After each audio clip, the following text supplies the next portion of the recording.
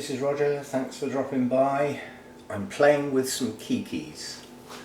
Now this is the two off of that really strange dendrobium that will not grow from the base, it will only produce Keikis. Now the two Keikis you see here are growing on Keikis. Now these were the Keikis I removed from the main plant and stood them in water in the hope they might produce some roots, and instead of producing some roots they produced two new Keikis which are not ready to come off of these canes because they have no leaves.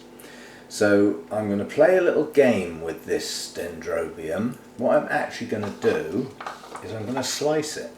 There's a reason, I'll go over that, but basically I know this is going to seem brutal, but I'm just going to cut the canes like that. So they're very green inside. Now this one I'll have to be a bit more careful because of the roots. I don't want to chop those off. Now I know this is an orchid and not a normal plant, but when you take cuttings of plants, it's traditional to cut just below a node because apparently roots are more prone to coming out there. Now that could be absolute cobblers as far as orchids are concerned, but as I want to cut the cane anyway, well, I'll cut it below a node and we're going to see what happens. Now the reason I'm cutting them is so that I can put them in there and stand them in water. There's a good reason for this.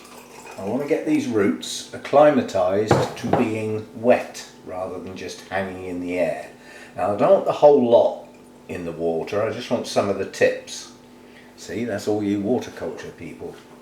So I'm not going to drown the base of the Keikis, I just want the roots to sit in some water for a while, just like that. So the root tips are just touching, the base of the Keiki is not. But the canes are sat in the water. That's all three things in one go. Canes have still got leaves on, even though they're Keikis, they're now called canes because they're detached. And I've cut them below a node, and maybe standing them in the water, they'll either rot, they'll go black, and they'll have to come out, at which point I would have to detach the Keikis. But what I'm hoping now is that with that bit of extra hydration, the Keikis themselves will push on and open some leaves of their own. As soon as they do that, they can come off and go in a pot. So that's all I'm doing with those. That's those done. Next I'm going to have a look at this funny looking thing. I was hoping this was going to flower. This is Findlayanum? Yeah, Dendrobium Findlayanum. Has these very strange bulbous joints to the canes, which I really like. I'd grow this for the plant. But when it started pushing out some lumps on this cane here, I went, whoopee, it's going to bloom for the first time. Well, was it hell? Decided to grow two Keikis, but they are good Keikis. And believe it or not, although this looks like a nice strong new growth up here, that is also a Keiki off of this cane. And it has got its own, albeit three, roots. So those are coming off and going in a pot. Now that Keiki is on a really old cane and quite honestly is next to useless. I haven't got the patience, the time or anything else or effort to put into that. That's 4 or 5 years off blooming. It's a waste of space. And quite honestly, I don't even want that cane on the plant anymore. So it's coming off. That's that Keiki now removed. There are several other old canes, but this plant's just starting to produce some new growths at the base that aren't Keikis. So what do we do with Keikis then? When they've got leaves, they can photosynthesize. Until that point, it's not a good idea to detach them. Now without damaging the roots, you should just be able to twist them off. And if they won't, then you might need to get the scissors. So I'm just trying this. God, that's a tough little blighter. No, I'm going to have to cut that one. What about these two? Will they just twist off? They're in a totally different place on the plant. It's often a bit fiddly because you obviously don't want to damage the little roots that they've got. Ah, see, now that one just detached easily, which probably means the other one will as well. Yeah, so those two have come off, no trouble at all. The other one is going to need help.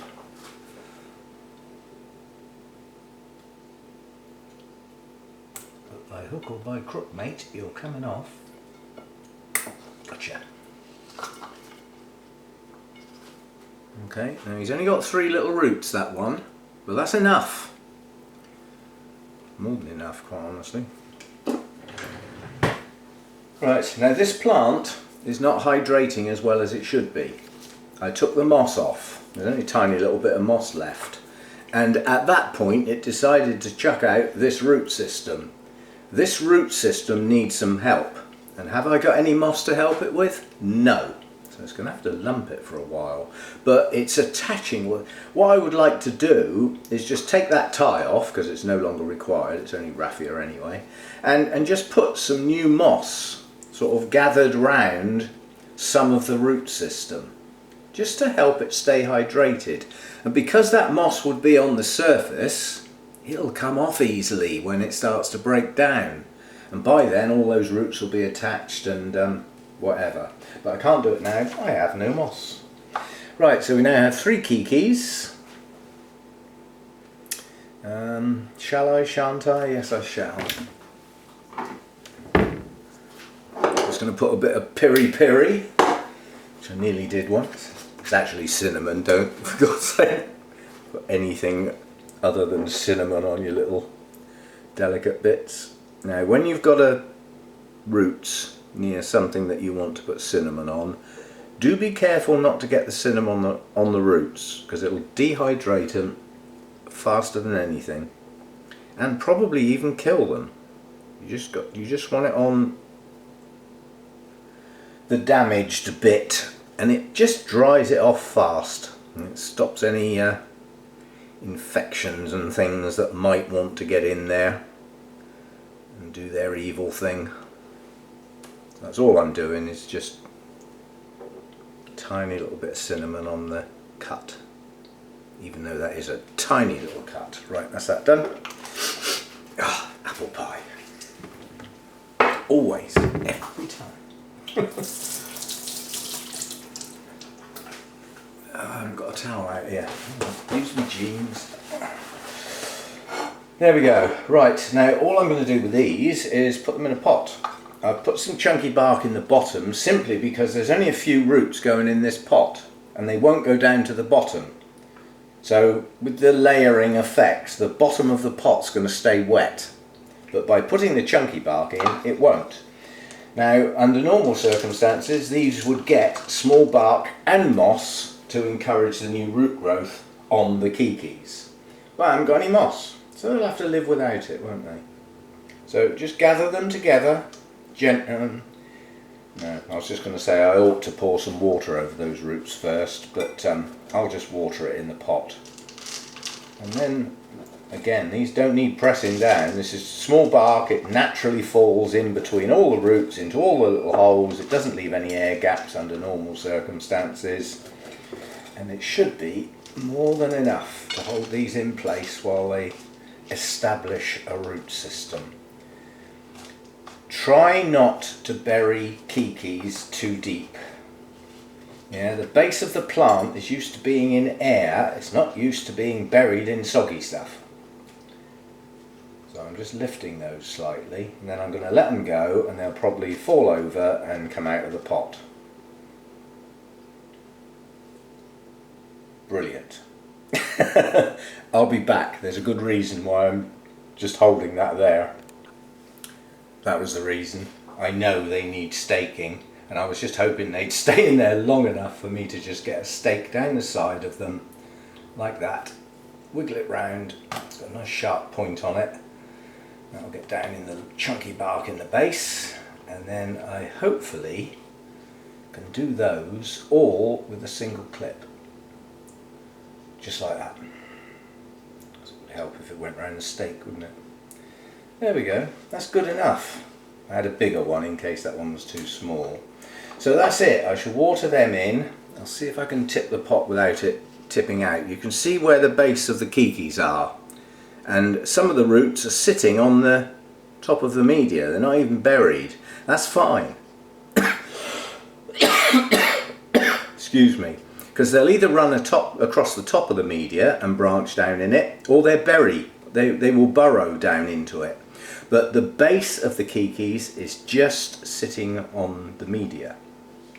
Okay, and that little clip's decided it doesn't want to actually attach to the, yeah, that's got it. Right, so I just need to run some water through that and get it nice and wet, and stick a label in it. Otherwise I might forget what it is, because the trouble is with Dendrobium Keikis, they all look incredibly similar. And that's the first time this plant's ever produced Keikis, so I'm hoping that with a winter rest, these canes that didn't bloom this spring will bloom next spring, like what they should have done this spring. But maybe this one's got that 2-year process. You know, new canes push on and mature at the end of the season and go through the winter rest keeping their leaves and not go deciduous. And then they spend the next year doing I don't know what, sitting around doing next to nothing from what I can gather, and possibly bloom the following spring. But I haven't had it long enough to know that for definite, but it's certainly done its thing with the roots this year. Never had a root system like that. Anyway, that was it, just playing with a couple of Keikis. As I said, I'm not going to bother with that. The time or the energy. And hopefully those ones in the water culture will now get used to being hydrated, because the tips of the roots will allow that moisture to wick up. So they're gradually becoming acclimatized to having water on some of them all the time, but being moist with air around them. And then after a while they'll become acclimatized and they can then go in a pot. And at that point, hopefully the leaves will be open and they can be detached from the canes. But I need to wait for some leaves, like these. These have got leaves, yeah? They can photosynthesize. So the fact that they haven't got many roots doesn't matter. They can still feed themselves while those roots get going. Okay, thanks for dropping by. See you next time.